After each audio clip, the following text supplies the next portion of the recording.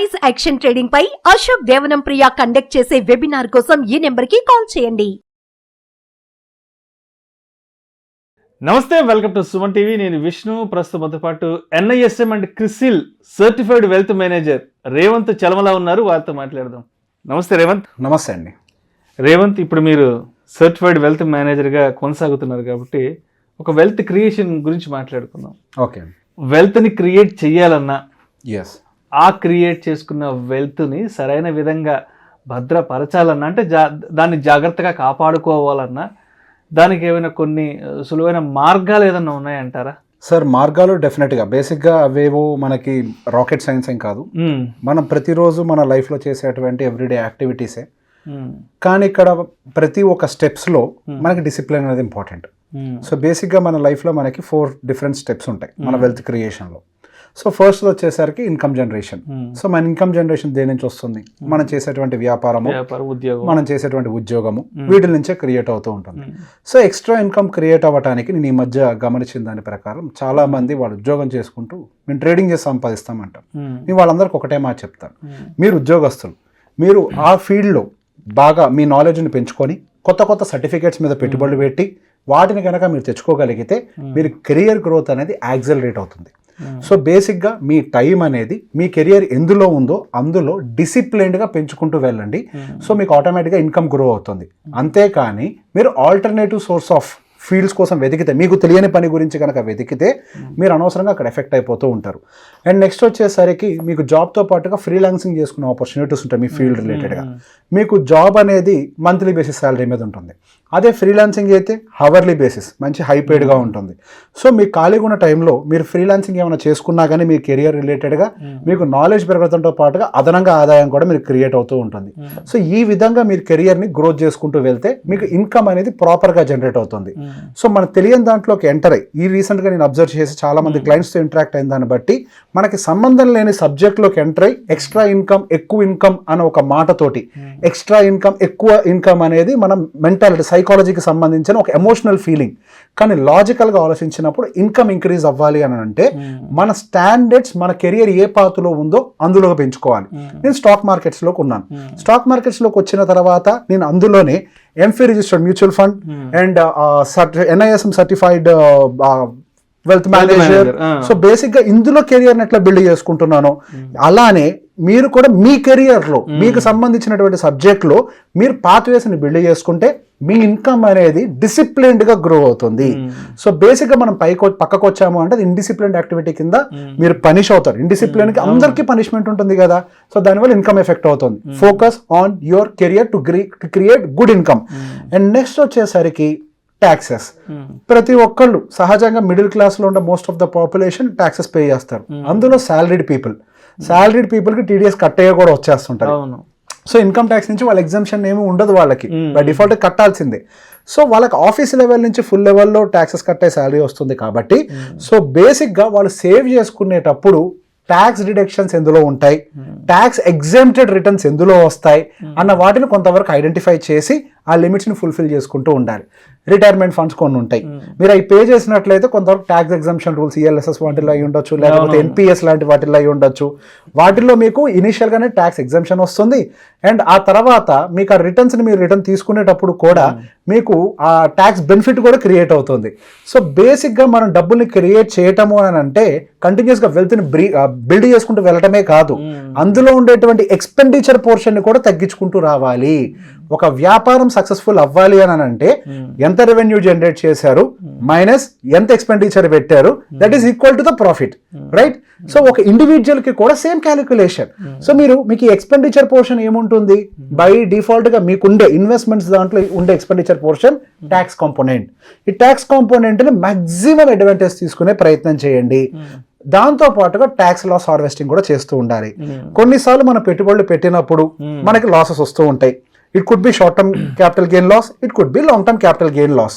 So బేసిక్గా చాలా మంది ఏం చేస్తుంటారంటే లాస్ వచ్చినప్పుడు లాసే కదా, దీన్ని మనం రిపోర్ట్ చేయాల్సిన అవసరం ఏముంది అని చెప్పి ఇగ్నోర్ చేస్తూ ఉంటారు. అదే ప్రాఫిట్ వచ్చినప్పుడు మాత్రం ప్రాఫిట్ మీద ట్యాక్స్ పే చేస్తూ ఉంటారు.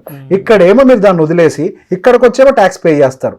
అదే మీకు last year long term capital gain tax కనుక లాస్ వచ్చినట్లయితే మీరు దాన్ని రిపోర్ట్ చేసి ఉండుంటే నెక్స్ట్ ఇయర్ రాబోతున్నటువంటి long term capital gain tax లో మీరు ఆఫ్సెట్ చేయొచ్చు.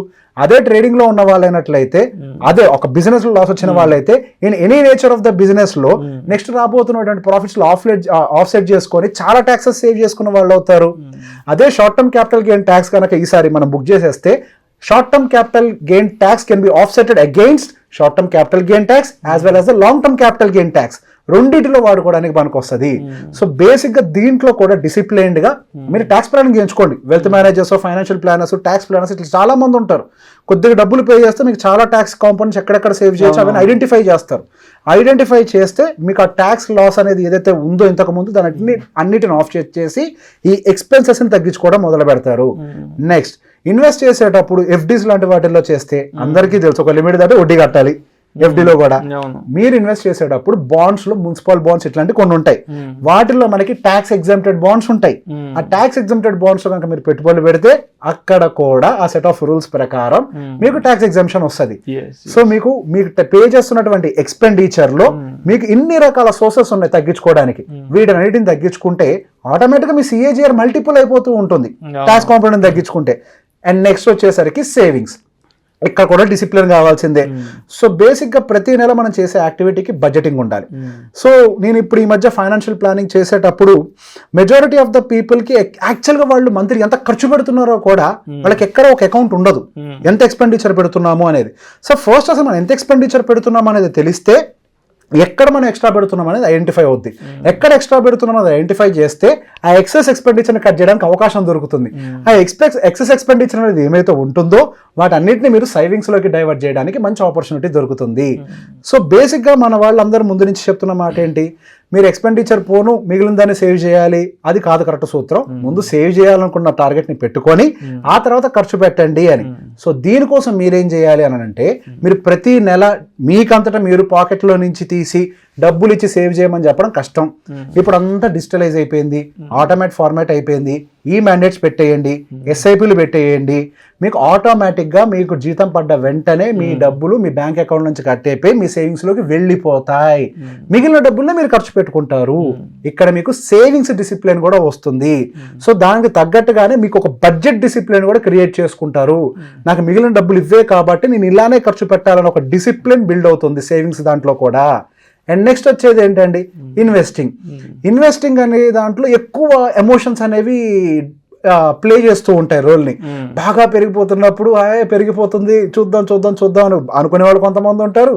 ఎక్కువ పెరిగిపోయింది పడిపోద్దని భయపడి అమ్మేసే వాళ్ళు ఉంటారు. కింద పడే టైంలో కూడా ఇంకెక్కడికి వెళ్ళిపోద్దా అని చెప్పి భయపడి వెళ్ళిపోయే వాళ్ళు ఉంటారు. సో బేసిక్గా ఇన్వెస్ట్మెంట్ అనేది ఎప్పుడైనా గుర్తుపెట్టుకోండి, అది వ్యాపారం కాదు. బిజినెస్ అంటే ఏంటి, కొంటాం అమ్ముతాం. It's a trade. కొంటాం అమ్మటాన్ని బిజినెస్ అంటాం. మీరు ఇన్వెస్ట్ చేసేటప్పుడు ఇవన్నీ మీకెందుకు, రైట్? ఇన్వెస్ట్మెంట్ పాయింట్ ఏంటి? నిన్న నేను వెబినార్లో అదే క్వశ్చన్ అడిగాను కొంతమందిని, మీరు భూమి ఎందుకు కొంటారు అని. మీరు భూమి కొనేది 2 సంవత్సరాలు అది రేటు పెరిగితే అమ్మేయడానికే, అట్టెట్లు అమ్ముతాం సార్ అన్నారు. మరి ఇది ఎందుకు అమ్ముతారు మీరు? డిజిటల్ ప్రోడక్ట్స్ ఈజీగా ఉంటాయి కాబట్టి అమ్మేస్తారా? అది కరెక్ట్ కాదు కదా. మీకు ఇక్కడ డిసిప్లిన్ ఉండట్లేదు. ఎందుకు? మీ చేతిలో కంట్రోల్ ఉంది. అదే రియల్ ఎస్టేట్లో అయితే మీకు కంట్రోల్ ఉండదు కాబట్టి మీరు దాన్ని ట్రాక్ చేయలేరు కాబట్టి, నేను అమ్ముతానగానే రేటు రాదు కాబట్టి, మీ అమ్ముతాన కాబట్టి బయర్ రాడు కాబట్టి మీరు సైలెంట్గా ఉంటారు. ఇదంతా ఓడబెట్టుకుంటారు, రిజిస్టర్ ఆఫీస్ చుట్టూ తిరగాలి, బ్రోకర్ చుట్టూ తిరగాలి అని. అదే డిజిటల్ ప్రోడక్ట్స్ మంచి రిటర్న్స్ డెలివర్ చేస్తున్నా, మీకు రెగ్యులర్ ఇన్కమ్ వస్తున్నా, వాటి జోలికి ఎందుకు వెళ్తారు అని అంటే మీకు అక్కడ ఎమోషన్ కీ రోల్ ప్లే చేస్తుంది.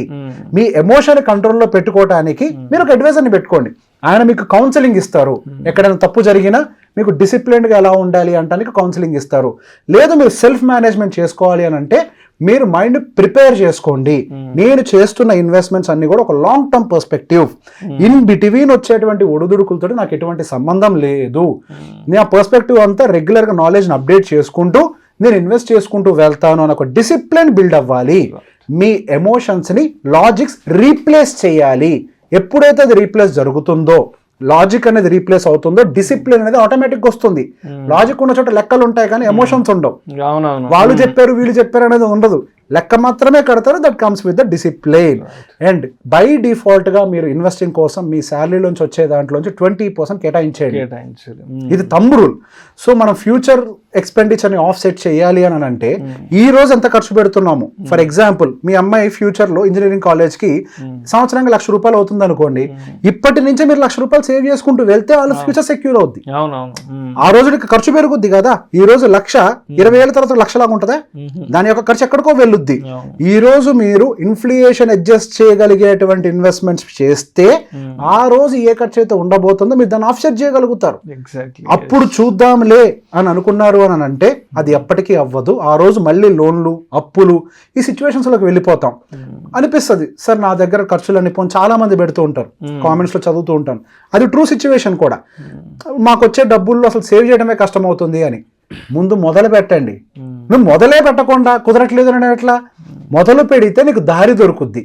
ఫస్ట్ నీళ్లు వెళ్ళేటప్పుడు సన్నదారే ఉంటది, అది వెళ్తూ వెళ్తూ కోసుకుంటూ దాని దారిని పెద్దది చేసుకుంటది. అలానే మీ ఇన్వెస్ట్మెంట్ జర్నీ కూడా సాగుద్ది. ముందు మొదలు పెట్టాల. మొదలు పెట్టకుండా నా వల్ల కాదు అని అంటే ఎప్పటికవద్దు. ఇంక ఇప్పుడే కాకపోతే ఇప్పటి నుంచి మొదలు పెట్టండి. చిన్నదాంతో మొదలు పెట్టండి. మీ దారిని కొద్ది కొద్దిగా పెంచుకుంటూ దాని ఒక నదిలా మార్చండి ఇన్వెస్ట్మెంట్స్ని. అదొక ప్రవాహంలాగా వెళ్తూ ఒక సముద్రం అంత వెళ్తులా తయారవ్వాలి. అది ఒక వెల్త్ క్రియేషన్ ప్రాసెస్. ఇప్పుడు నేను చెప్పిన ఇటు ఇన్కమ్ అవ్వచ్చు, ట్యాక్స్ రిలేటెడ్ అయ్యి ఉండొచ్చు, సేవింగ్స్ రిలేటెడ్ అయ్యి ఉండొచ్చు, ఇన్వెస్టింగ్ రిలేటెడ్ అయ్యి ఉండొచ్చు. ఈ నాలుగిట్లో కూడా మీకు కనిపించేది ఒకటే ఒక సూత్రం, డిసిప్లిన్. వీటిల్లో ఎక్కడైనా మనం డిసిప్లిన్ తప్పితే దానికి మూల్యం చెల్లించాల్సిందే. తప్పు జరిగితే మూల్యం చెల్లించాలి. సో బేసిక్గా వీటి నుంచి అవాయిడ్ చేయడానికి always say when we don't know consult doctor. మీ ఫైనాన్షియల్స్కి డాక్టర్స్ అడ్వైజర్స్ ఉన్నారు, మీ ఆరోగ్యానికి డాక్టర్స్, MBBS డాక్టర్స్ ఉన్నారు. ఏది కూడా సొంతంగా ప్రయోగం చేయాల్సిన అవసరం లేదు. నేర్చుకోండి. పోనీ you have lot of webinars, మనం వెబినార్స్ కండక్ట్ చేస్తున్నాం, అటెండ్ అవ్వండి, నేర్చుకొని సొంతంగా మేనేజ్ చేయండి. If you're real interested I'm happy to help you out. మీరు నేర్చుకుంటారంటే నేను సంతోషంగా నేర్పిస్తాను. లేదు నాకు అంత టైం లేదు అని అంటే at least consult us, we will help you out.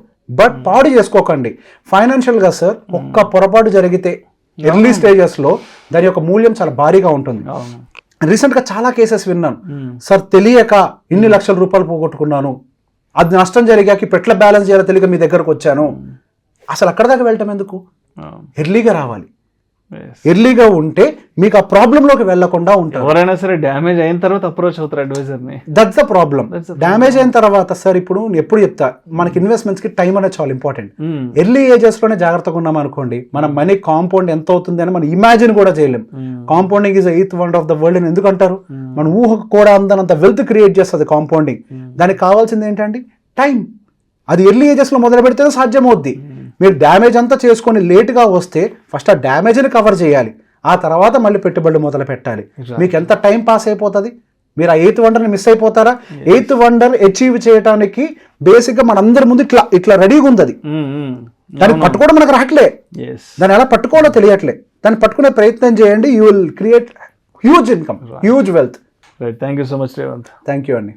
Suman టీవీలో మీ పర్సనల్ అండ్ బిజినెస్ ప్రమోషన్స్ కోసం కింది నెంబర్కి కాంటాక్ట్ చేయండి.